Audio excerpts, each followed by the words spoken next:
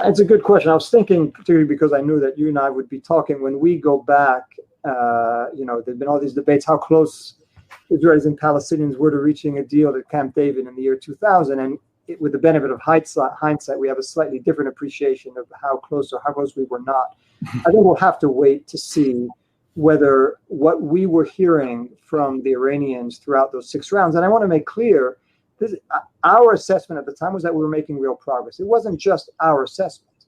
It was the assessment of the Europeans. It was the assessment of the Russians. It was the assessment of the Chinese. In fact, it was the assessment of the Iranian negotiators themselves, who were saying publicly that we were close to an understanding. So if you take that at face value, we had a pretty good sense of what the Iranians were looking for. Now, 2 big caveats. One, were we really reading the Iranians correctly even then? And 2, we now have a different team, different leadership, a different president that is clearly stating that it wants to do things differently.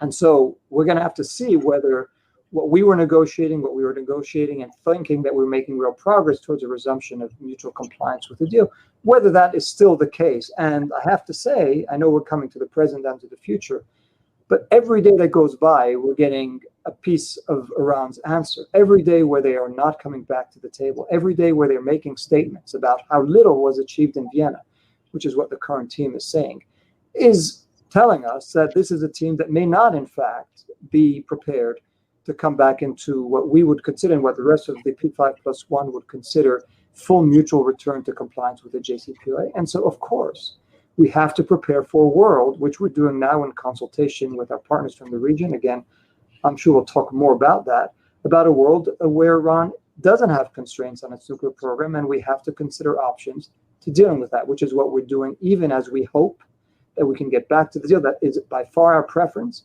But as I said, Iran is giving us its answer by what it's doing and not doing every day, and we need to take that into account. Right.